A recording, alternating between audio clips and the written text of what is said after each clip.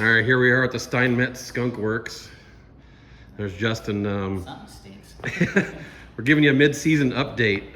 This is Aught Naught, and if you notice, there's something missing up there. It's laying down right there. So Justin's gonna tell us a little bit about what's going on here.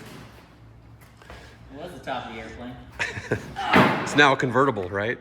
It's now a convertible.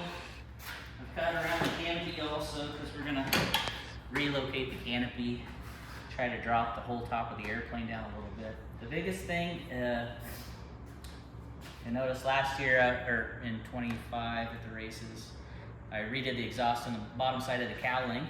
Yeah, you guys saw that in the hangar update there. That seemed to work pretty well. So all that was so that I could tighten up the cowling. So I got to rebuild the whole front cowling, and so while you're there, you might as well change the shape to what you want. Well, that all kind of trickles back until you're at the back of the airplane. So start at the front, work back. So basically, I cut the whole top of the airplane off, and then firewall forward. It'll all be new for 26.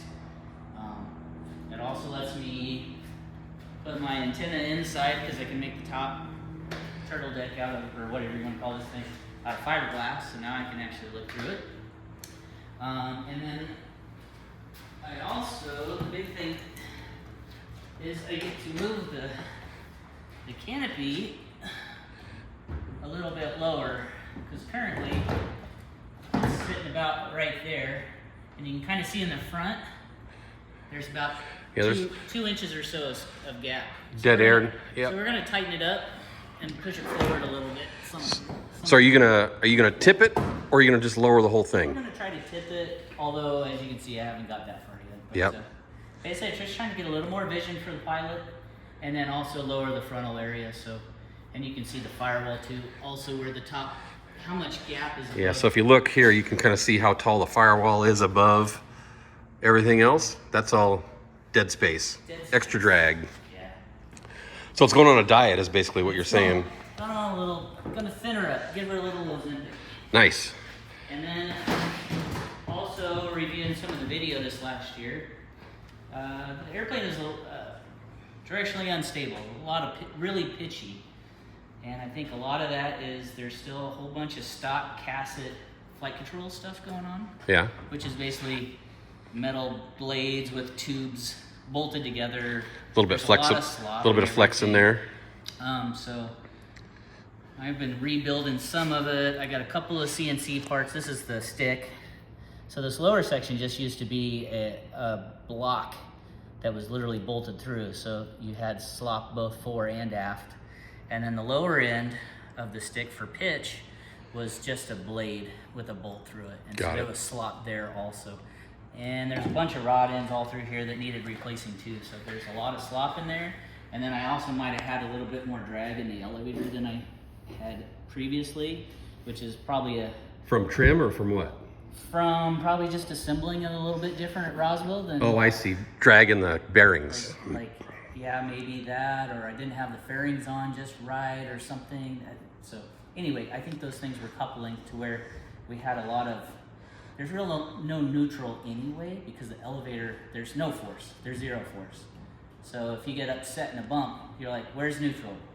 Oh, there it is. Yeah, no restoring. Then you hit the next bump, and so you're just sitting there all the time doing this.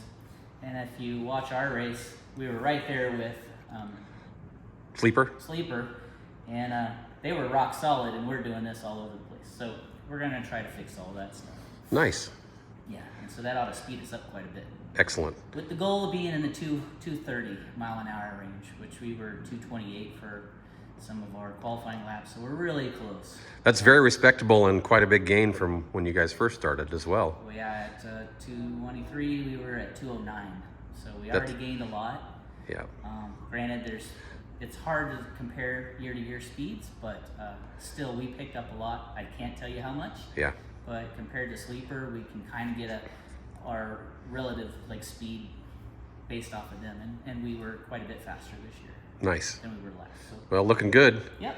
Well, speaking of going faster, it's quiet in here right now because we shut the machine off, but in the next room over here, there's some other top secret stuff going. Maybe we'll get a little peek at that.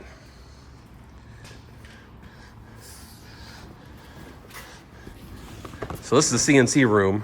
I'm in my CNC shop. I've got a. It was really hard to see. Yeah. There's a propeller under there somewhere. We were cutting and shut it off so we could video a little bit, but I'm sure he'll fire it back up here and you can see it go. But he's starting to rough out a new prop, so that could be exciting. And this will be just a cruising prop. We're shooting for 3,200 RPM. I've got a very similar one on my airplane, and I was doing 3,200 RPM at 220 miles an hour. So awesome. not bad. Well, hit go. Let's see it move. All right.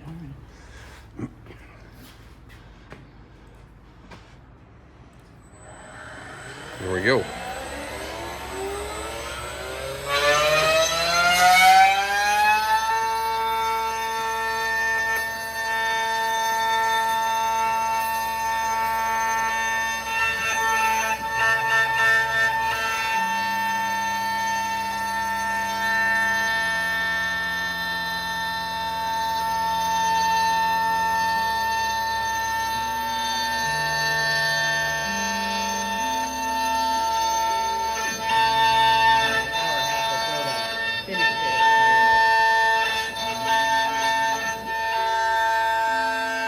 Bitchin'. All right. Well, there's your mid-season Aught Naught update. I'll bring you more when it happens. See ya.